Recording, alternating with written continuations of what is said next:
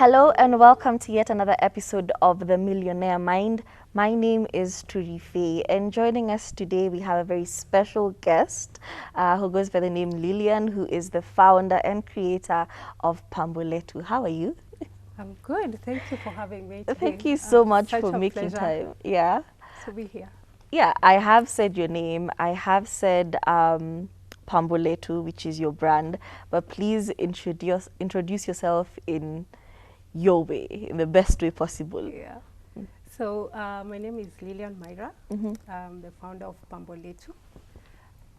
Pambo Letu was just founded on three things. Mm-hmm. Throughout my career in fashion, I got a very deep desire to empower artisans, the community artisans. Mm-hmm. And that's how Pambo Letu was born.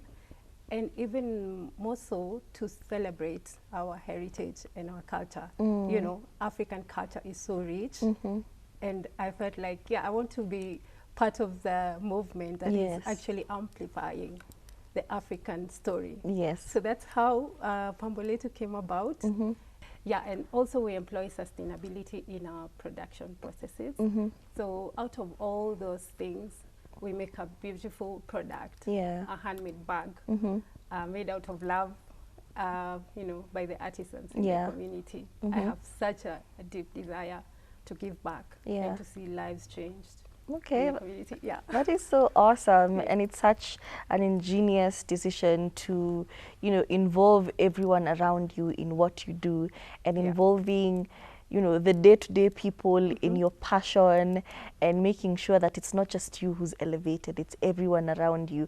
There's no way you win when everyone else around you Yeah, is it's got to be suffering. bigger than yourself. Exactly, doesn't Yeah. make sense. Yeah. So you have mentioned, but please, in more detail, what products do you deal in, and how did you realize that, yes, I have this passion project. I'm very artistic, and I want to involve African culture and everything in it. Even you can tell by the way you're dressed, the neck piece, there's a vibe it's giving off.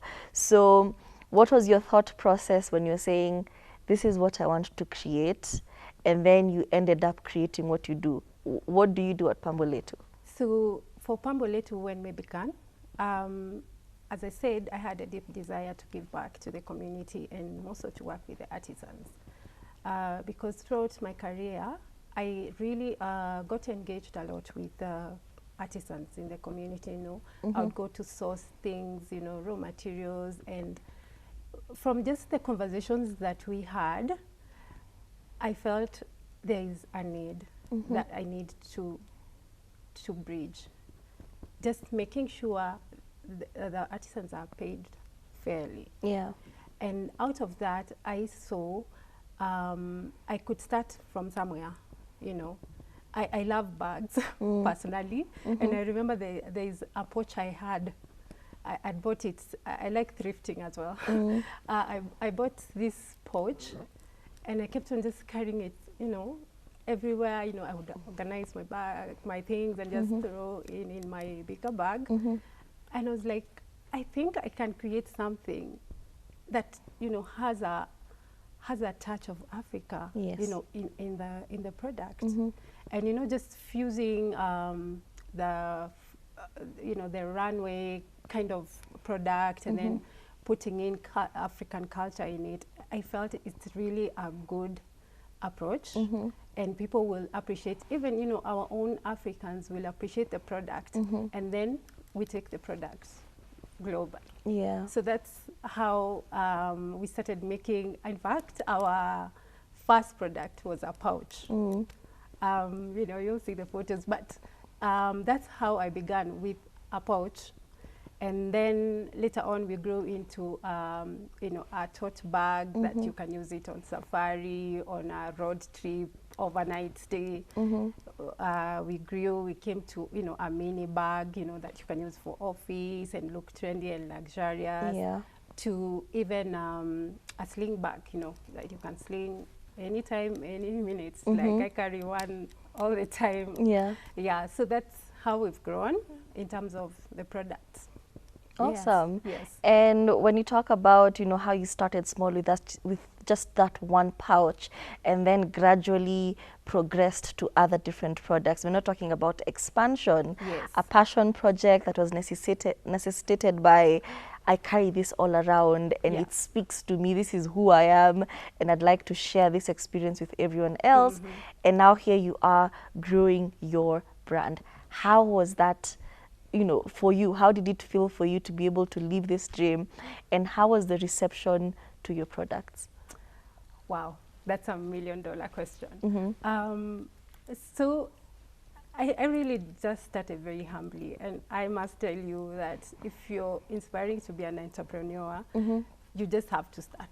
You can't wait for the very perfect moment. I actually had 10,000 shillings. Mm-hmm. That's how I began my Pambo Letu, Yeah. with 10,000 shillings. Mm-hmm. I did the prototype. The first prototype, if you saw them, it's not compared to what You have we now. have right now. A lot of growth has occurred. I must tell you. Yeah. But you know, when I made the second prototype, I was like, yeah, this is it. This is what I really want. And you know, I put it out there. Okay, of course, I put it out there to my friends, to my families, and they loved it. But you know, also you have to put the product out there to people who don't know you, who will tell you, okay, this product is like this, like this. I did that, and the reception was awesome, awesome, awesome. They loved it. In fact, the first prototypes I did, they all were bought. They were sold out. They were sold out, and here I am. I'm like, okay, this product is, it's gaining traction. Let me continue improving it and growing it. And yeah, it's been a journey, It's been a journey. Okay. Yeah. And now you started as a one-man show. It's just you and your dream, us against the world. And then you put it out there and there's great reception. Yeah. So now, how did you start now working with local artisans? And there was a mention of refugees, which I'm not quite sure about. Yes. Tell us now about expanding your brand, Pambo Letu, to the point where there's the need for me to work with other people. Yeah, so, from my previous experience, I had a few contacts of artisans that, I used to meet along the way. And, I went down there. We have a studio in Dandora, where the majority of the artisans are, in their own spaces. So I remember I called them, and I told them I'm coming down. I went down there, and they were really like, hey, looking forward to what I have to tell them. I told them, this is what I want to do. Yeah. I want to be able to work with you guys. I want to be able to improve your lives. I want to see, your family getting better and through handmade products, So they were really excited about it, and that's really how we began. I would. Whenever I want to create something, I would just, drive down to Dandora and just meet with the artisans and, motivating them and telling them the vision of Pambo Letu, so that they understand, okay, we're not just doing the hand dyeing process, but this is quality product that we have to ensure that we give, It must be crafted with care, with passion. We would just have stories. And I must tell you that when you're working with artisans, even for me, it's very therapeutic. Yes. The experiences they go through. Your vision coming to life. And you see, because you also have to train them in many things. You have to train them, about the colorways. What are the colorways are you looking at? You don't have to get exact, because handmade is not perfect. What is not perfect is like perfect, Yes. It's unique, it's one of a kind. Yeah. So, I would take them through those kind of trainings, and also to affirm them that what they're doing is a great job, and we are here to support them. So, it's been just that journey where, you have a backup, and when you call them, they're there to help you grow your business as they grow as well. Yes. So yeah, it's been fantastic. I've learned a lot, along the way. Entrepreneurship is not. Yeah, it's a journey. Yes, it is. But yeah, so that's how now we work. But we have grown also to use mobile technology. We are at a place where I don't have to keep traveling, to Dandora, Yes.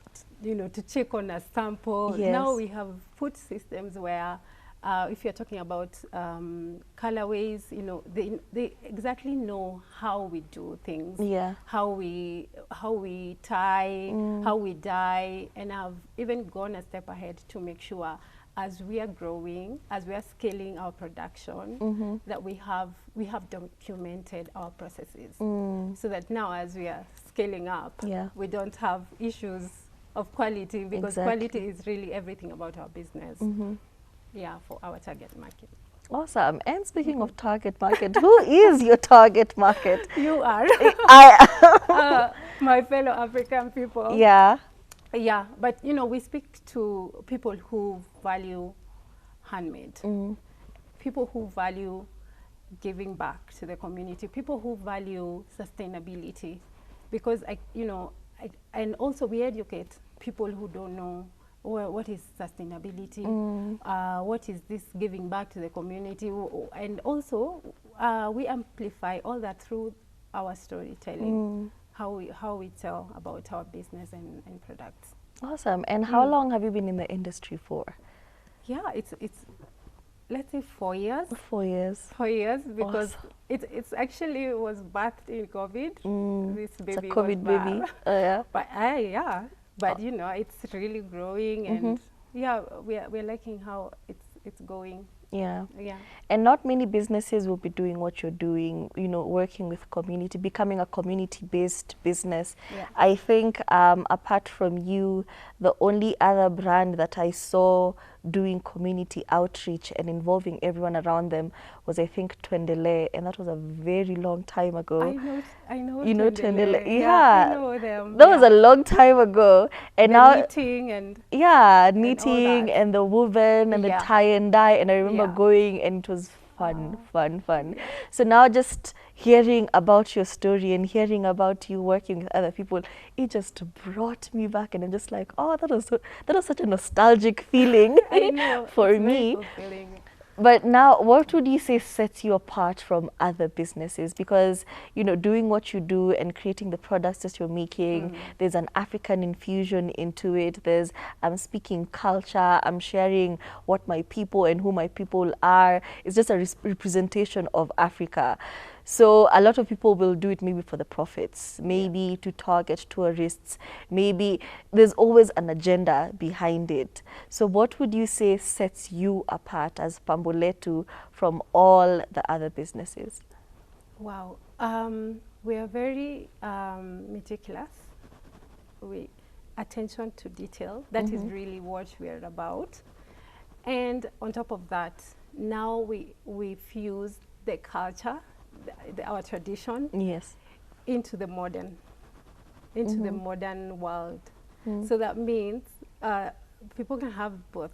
Yes, the best of both worlds. The best of both worlds, and stand out, and carrying just a bag that is one of a kind. Yeah, and also the kind of raw materials we buy. We just really employ high quality raw materials into our products. Yeah. And as a designer, you did not give us your background before you started Pambo Letu, so let's get into that. What were you doing before you birthed the idea of, I want to have Pambo Letu? Yeah, so I've been in the fashion world for some time. I trained in fashion. I've worked in various companies, organizations. I've also even worked in like factories, big productions. I have also worked in a design house like Kiko Romeo. She actually mentored Kiko, me. yeah. She mentored me. That was my first modeling job with Kiko Romeo. And I was such a baby, and I still have the pictures. Oh, that's so cool. Yeah. So I think with that vast experience and now interacting with different people, including the refugee women, I felt, my heart is getting drawn back to the community. Yeah. You know, that's just deep desire kept on growing, and you know, I was like, you know, it's about time. Yeah. You know, I had not like done, you know, savings of $1 million, but I knew that's really what I wanted to do, and yeah, it was just time. Yeah, awesome. Yeah. And what keeps you motivated, or rather, what keeps you inspired? Because sometimes, as an artist, one day you're brimming with ideas and how to execute them. And when all that is said and done, you're looking back and thinking, I need something new, but where am I getting the inspiration to create, to always have something new and something that speaks to who you are, or a different version of you every day? What keeps you inspired? Wow. Okay, a couple of things. I like art. You know, like I just came in here and I looked at the studio, and you know, I'm seeing on your left, on your right side, what I can see. It's beautiful. Yeah. You know, just I think with just beauty around, it just keeps you, or it gives you hope for another day, especially when you're feeling very down, because if you're doing everything, you know, you're the designer, you're the accountant, you're everything. Yeah. You can really, I mean, that can be draining. It can be overwhelming. But you know, draw inspiration from art. I love music, so sometimes you know, I just listen to music, and you know, I just starts feeling better. I love taking walks in the nature, and you know, that's the time I look at a leaf and I'm like, wait, I think I can actually pluck some leaves and I can do, you know, some spraying of dye. You know, like the places you're going to rejuvenate, Yes. they end up being a place where you birthed something. So, you know, those kind of things. But I also love Pinterest. Sometimes when my head is clogged, I just go to Pinterest and I just see how, you know, brands are working, how they're presenting their product. I get really inspired. Yeah. Even though I'm not there yet, but you know, I say, okay, this is the road. Yes. This is, you know, they inspire. You know, when looking at brands, they inspire you to grow, but being true to your brand, being true to yourself. Yeah. Awesome. Yeah. And you talked about inspiration and seeking inspiration from different sources.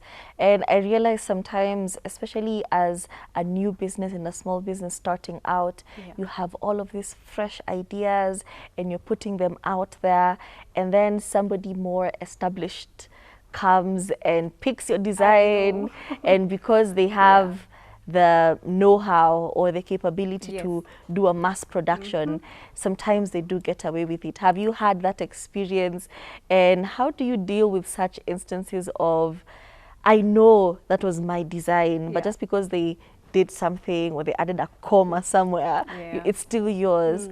How does that demotivate you? Actually, I just had a recent experience. I've not had, you know, such an experience before, but I recently did. Yeah. I was like, oh, okay, yeah, of course, from a very established brand. I was like, okay, interesting. But you know, I think I had already like positioned myself to say, if I'm going to be the one setting the pace for this kind of the concept, you know, the concept. Yes. Let it be. I may be a small business, but if even a bigger brand sees my product, they're like, wow, okay, let's try something around this area. Yes. I would say, you know what, I'm happy. Why? That means I'm doing something that is right. And you know what?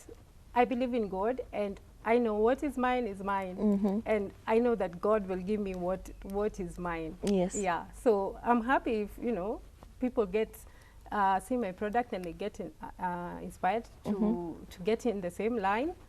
It's all good. Yeah, it's all good. I'll be happier, you know. At least I began it. Yeah, it's good. Okay, awesome. So now let's talk about, it's been 4 years of you and Pambo Letu. And what would you say has been an instant that really affirmed that what you're doing is what you're supposed to be doing and you're working the correct path? Just something that, you know, gave you, you know what, this is what I'm supposed to be doing and I'm happy. Yeah. You know, there are instances that, especially, let me start from the client's perspective. Yeah. You know, when you get some good feedback from a customer, Mm-hmm. and you know it's really genuine, it just tells you, hey, girl, wake up, hit the road, Yes. keep going. You know, like there's a time I woke up to a very lovely message from one of my customers.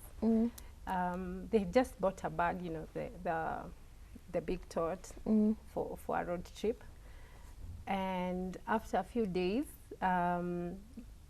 usually I take maybe around, 2 weeks, about just, to let someone just Experience the experience product it, first. and then later on, I just, ask, how is it going? Do you having any challenges? What do you think? But before I could do that, so I got that message, and she was like, I really love your product. I really like the authenticity about your product.